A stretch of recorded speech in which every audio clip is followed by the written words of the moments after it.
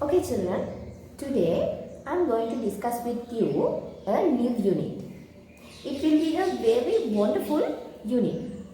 First of all, to get an idea about this unit, watch these pictures. Here you can see a forest, and also here you can see a beach, Muhudu Vella, and also here you can see a deep sea, Muhudu Patla, Muhudu Gamuru Muhudu. Okay, now children, you could see a lot of living things, non-living things in these pictures. Can you give me a name for these pictures? Later, let's discuss about that further. But we can say our environment, a forest, a beach, the sea, and our surrounding. These are our environments. මේ තියෙන්නේ අපේ පරිසරය නේද? පරිසරයනේ. So children, as living things, you could see various types of animals, various types of plants, and also we can't see naked eye. There is a special type of organisms. Who are they? Microorganisms. Yes. So these living things, in these living things, there is a vast diversity. So today we are going to discuss about this diversity of organisms. So today's lesson is biodiversity. ඉතින් අපි අද කතා කරන්න යන්නේ ජෛව විවිධත්වය. එහෙමත් නැත්නම් ජීවීන් අතර මේ අපිට පේන ජීවීන් අතර තියෙන විවිධත්වය ගැන, ජෛව විවිධත්වය ගැන තමයි අපි අද කතා කරන්න යන්නේ. Okay children, under this unit, first of all we have to know about ecosystems. දැන් මේ අද ඉස්සෙල්ලාම අපිට කතා කරන්න වෙනවා පුතේ පරිසර පද්ධතියක් කියන්නේ මොකක්ද කියලා. What is an ecosystem? Do you have an idea about ecosystem? Okay, I will explain you with a small example. මම දැන් පුංචි උදාහරණයක් මගින් පරිසර පද්ධතියක් කියන්නේ මොකක්ද කියලා පැහැදිලි කරන්නම්. Here you can see a deer. දැන් මේ මුවෙක්. Can we say it as an ecosystem? අපිට මේ මුවාට විතරක් පරිසර පද්ධතියක් කියන්න පුළුවන්ද? No, can't. And also here you can see a deer herd. මුව රංචුවක්. Can we say it also as an ecosystem? ඒකට අපිට කියන්න පුළුවන්ද පරිසර පද්ධතියක් කියලා? Can't. ඒකටත් කියන්න බෑ. But look at this picture. Okay, in this picture you could see not only deers. මෙතෙන්දි මුව විතරක් නෙමෙයි ඔයාලා දැක්කේ. What are the things that you can see in this picture? Yes, some plants. We can't see clearly, but there may be some organisms. දැන් මෙතන අපිට පැහැදිලිව පේන්නේ නැති වුණාට තව සමහර සත්තු ඉන්නවානේ. තව සත්තුත් මෙතන ඇති. And also not only the living things, but also non-living things. ඒ කියන්නේ ජීවීන් විතරක් නෙමෙයි. අජීවී ද්‍රව්‍ය මෙතන තියෙනව නේද? මොනවද? Yes, rocks, soil, and also the atmosphere. Air, වායුගෝලයේ තියෙන වාතය, and also sunlight, stones, rocks. There are a lot of living and non-living things in here. So children, we can say in this type of systems as ecosystems. අන්න පුතේ මෙන්න මේ වගේ පද්ධති වලට අපිට කියන්න පුළුවන් පරිසර පද්ධතියක් කියලා. So what's the meaning of ecosystem? එහෙනම් මොකද්ද පරිසර පද්ධතියක් කියන්නේ? A system including all the living things and non-living things. එහෙනම් හරි ලේසි. මොකක්ද පරිසර පද්ධතියක් කියන්නේ? ජීවී ද්‍රව්‍ය මෙන්ම අජීවී ද්‍රව්‍යද අඩංගු පද්ධතියක්. තේරුණාද? All the living things, non-living things and also their interactions. ජීවීන්, අජීවීන් සහ ඒගොල්ලන් අතර පවතින අන්තර් සම්බන්ධතා මේ කියන සියල්ලම තමයි ecosystem එකක් කියලා කියන්නේ. So I think you could get an idea about the ecosystem. So children, we can write it as a system including living things and non-living things interacting with each other. Okay? ජීවී ද්‍රව්‍ය සහ ඒ කියන්නේ මේක කියන්නේ මොකක්ද? පරිසර පද්ධතියක් යනු එකිනෙක සමග ක්‍රියා කරන, එකිනෙක සමග අන්තර් ක්‍රියා කරන සියලුම ජීවීන් සහ අජීවීන්. මේක පොඩ්ඩක් මතක තියාගන්න ඕනේ. So children, let's see now what are the examples for ecosystems. මොනවද මේ පරිසර පද්ධති වලට උදාහරණ? Okay. Here are the examples. A forest. Here you can see a beach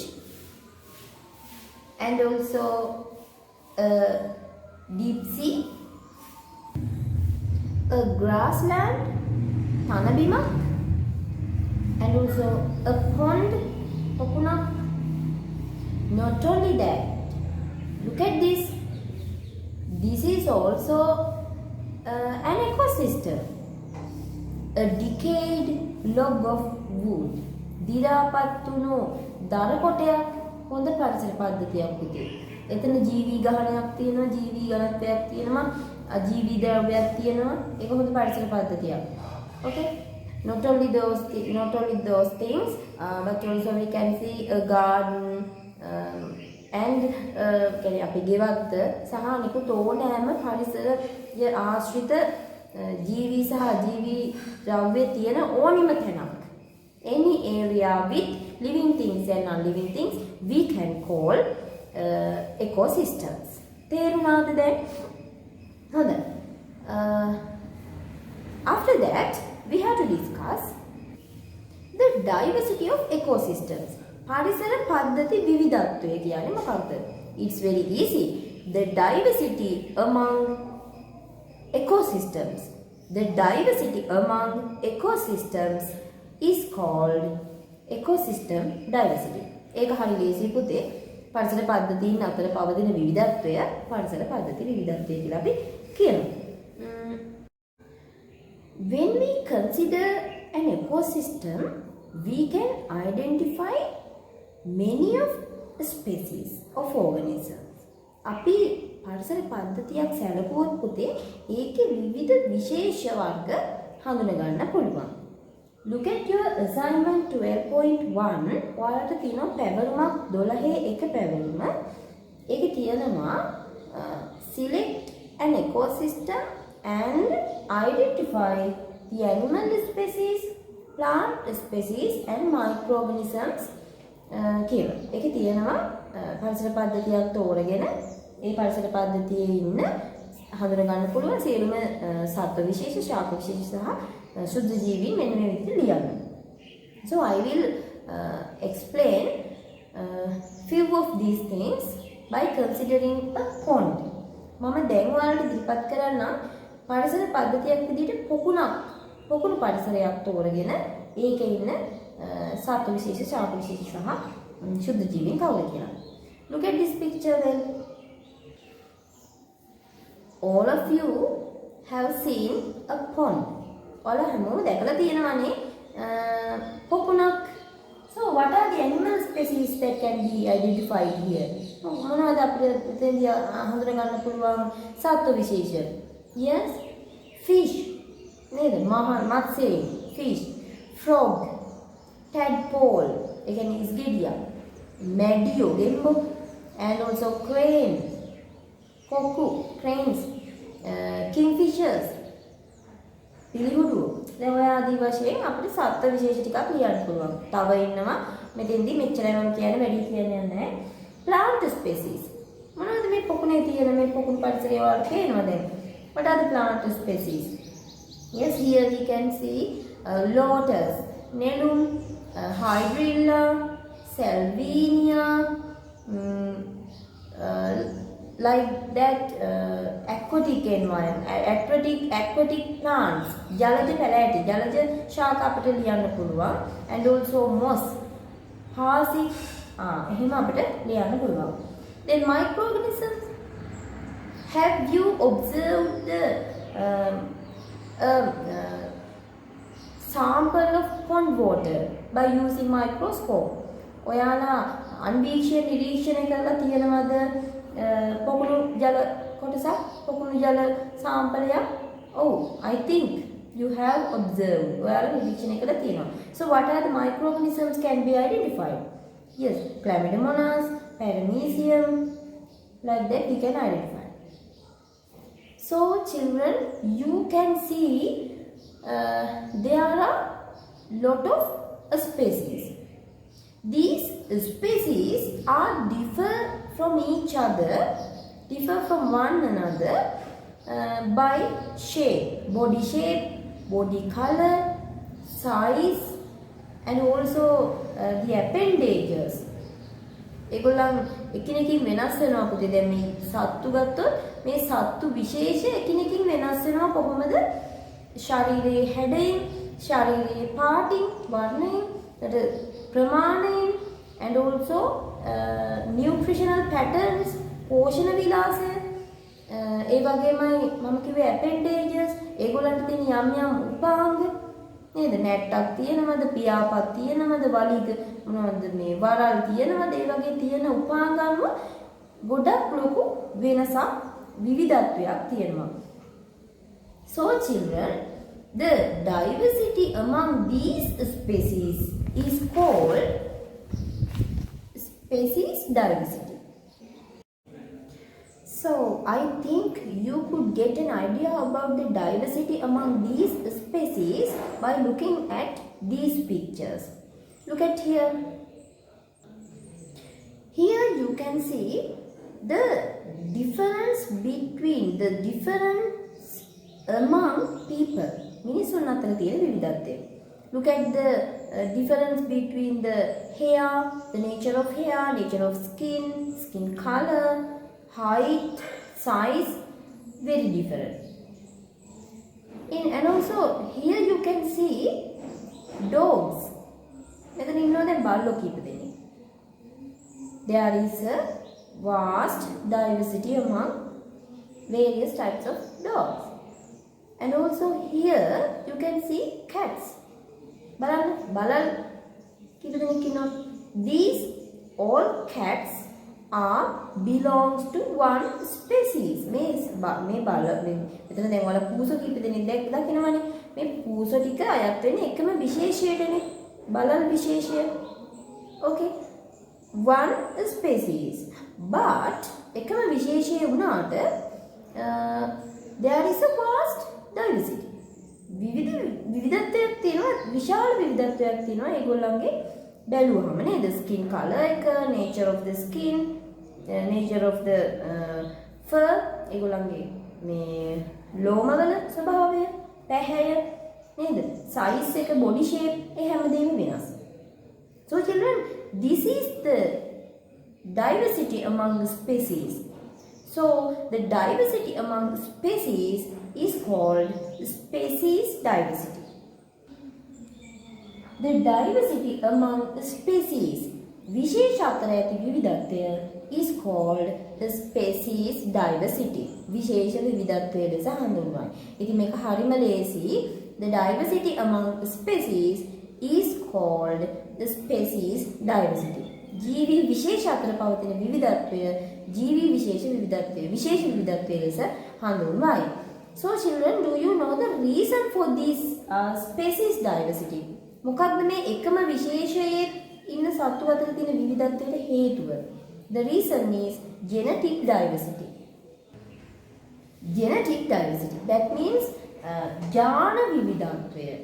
මේ ජානවල විවිධත්වයේ හේතුවෙන් තමයි එකම මිනිසුන් පවා මිනිස්සු විශේෂය මිනිස් විශේෂයේ උනාට එකම විශේෂය උනාට හැම මිනිසෙක්ම එකිනෙකට වෙනස් වෙන්නේ ඒකයි. එක වගේ මිනිස්සු හොයාගන්න අමාරුයි. ඔයාලා හිතයි ට්වින්ස්ලා. Why teacher? What about the twins? නියුන් කියන්නේ ඒගොල්ලෝ එකම වගේ. නමුත් පුතේ ඔයාලගේ ෆින්ගර්ප්‍රින්ට් එක උනත් වෙනස්. එහෙම සර්ව සම නැහැ. හරිද? එහෙනම් මේ ජෙනටික් ඩයිවර්සිටි තමයි ස්පෙසිස් ඩයිවර්සිටි එකට හේතුව වෙලා තියෙන්නේ. So you know, now you know about ecosystem diversity, species diversity, genetic diversity. දැන් ඔයාලා දන්නවා දැන් අපි කතා කළා පරිසර පද්ධති විවිධත්වය, විශේෂ විවිධත්වය, ජාන විවිධත්වය. Children, this combination is commonly called biodiversity. මෙන්න මේ එකතුවට පොදුවේ කියනවා ජෛව විවිධත්වය කියලා. අපේ පාඩම ජෛව විවිධත්වය දැන් අපි ගොඩක් දේවල් කතා කළා. We discussed a lot of things under the biodiversity. So the combination of ecosystem diversity, species diversity and genetic diversity is called biodiversity. A simple meaning. That is all adhasa. So now we should discuss about the importance of biodiversity. මෙන්න මේ කියපු මේ විශේෂ මේ ජෛව විවිධත්වය ජීවීන් අතර තියෙන විවිධත්වයේ ඇති වාසි වැදගත්කම මොකද්ද? ඇත්තටම මේ හැමෝම එක වගේ නැතුව මෙහෙම වෙනස් වීමෙන් වාසි තියනවද? Yes. First importance of the biodiversity is to balance the environment. Keep in mind, ඕනේ මතක තියාගන්න to balance the environment. පරිසරය සමතුලිත කරන්න මේ ජෛව විවිධත්වය විශාල හේතුවක් වෙනවා. You know there are large and small creatures in these environments. නේද? මේ පරිසරයේ ලොකු කුඩා ගොඩක් ජීවීන් ඉන්නවනේ.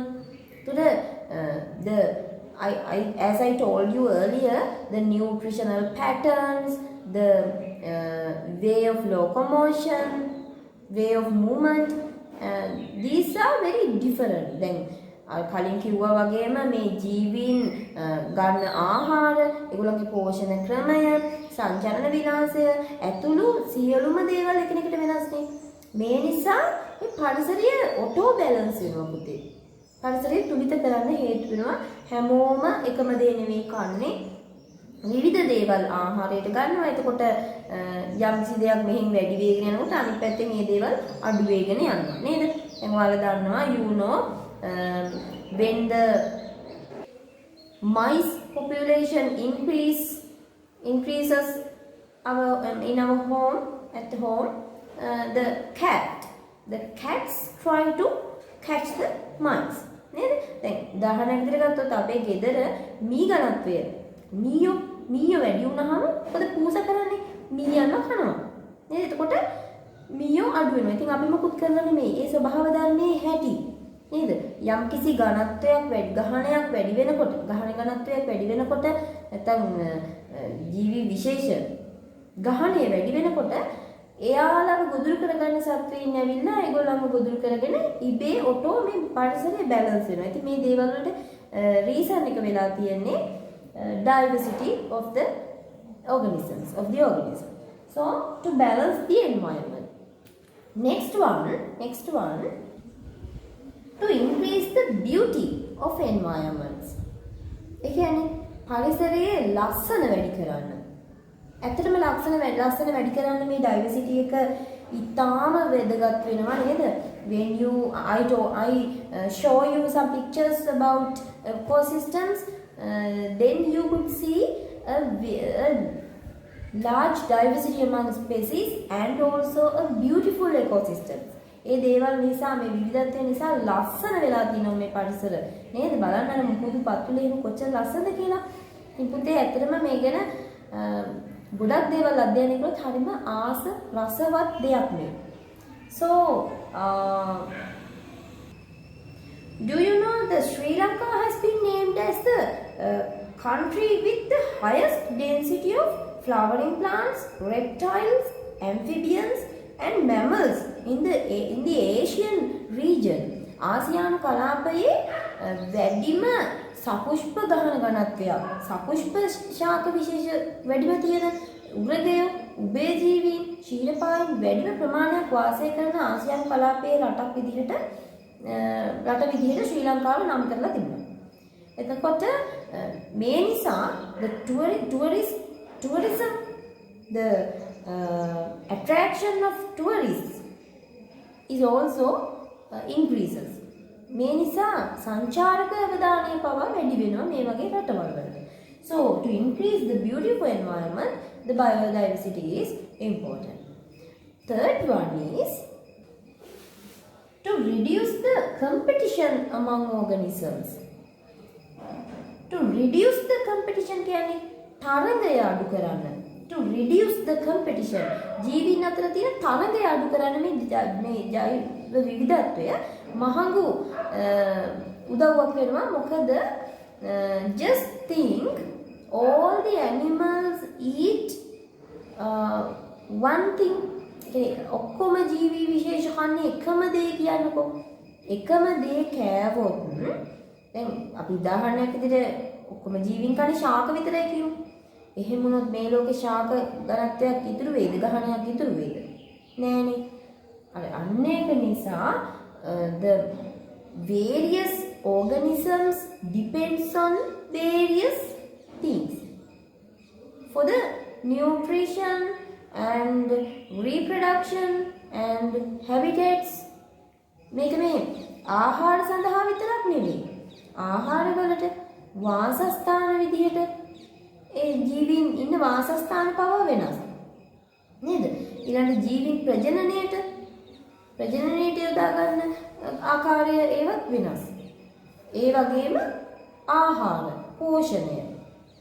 So I think you could get an idea about that because of this variation of the organisms. මේ ජීවීන්ගේ මෙන්න මේ වෙනස්කම් ටික නිසා the competition has reduced. තරඟය අඩු වෙලා තියෙනවා. Now let's see how these competitions are reduced. මේ තරඟය අඩු වෙලා තියෙන්නේ කොහොමද කියලා අපි දැන් බලමු. Just look at this picture. Here you can see various types of roots. දැන් මෙතන පේනවා ඔයාලට ශාකවල මුල් වල විවිධත්වයක්. ඒ කියන්නේ long roots, short roots, the roots grow deeply inside the soil. That means the deeply rooted plants ගැඹුරටම මුල් වර්ධනය වුණාම ඒ වගේ ශාක මෙතන පේනවා. And also roots around the surface of the ground. පොළව මතු පිට ආසන්නයේ පැතිරිලා තියෙන මුල් මෙතනදී ඔයාලට පේනවා.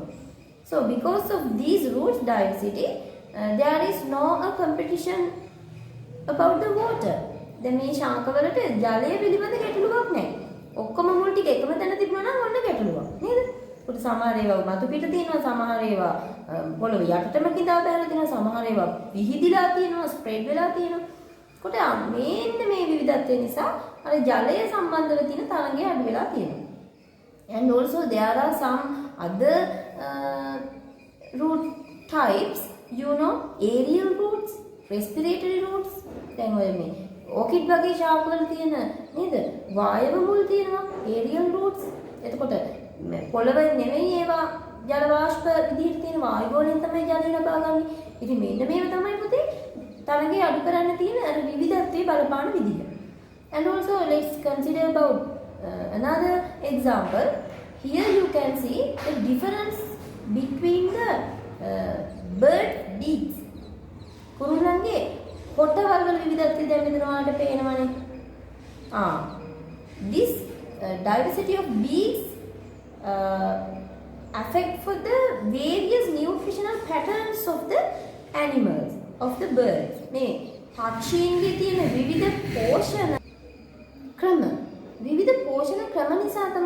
හොට වල විවිධත්වය ඇති වෙලා තියෙන්නේ.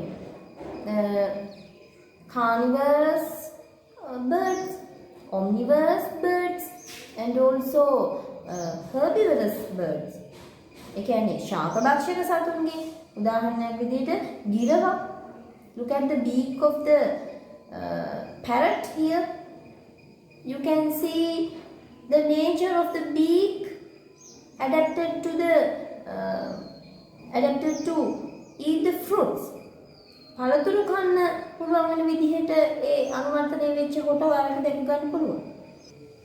And also here look at this picture. Here you can see the beak of the eagle. රාජලියගේ හොට. Look at that. The sharp beak to eat the fleshy things. Flesh, mass නේද? Animals, dead animals, මරණු සතුන්ගේ ඒ හැම පූරලා ඒවා ඒ මස් ආහාරයට ගන්න පුළුවන් වෙන විදිහට තියුණුව හැදිච්ච කොට මේ රාජලියගේ වලට දැන් ගන්න පුළුවන්. These are the differences between the birds' beaks, and also these are the importance of the biodiversity. I think now you know what are the importance of biodiversity. දැන් ඔයාලා දන්නවා එහෙනම් ජෛව විවිධත්වයේ වැදගත්කම පුතේ. Next, let's discuss about very special thing. ඊළඟට අපි කතා කරමු ඉතාම වැදගත් දෙයක් ගැන.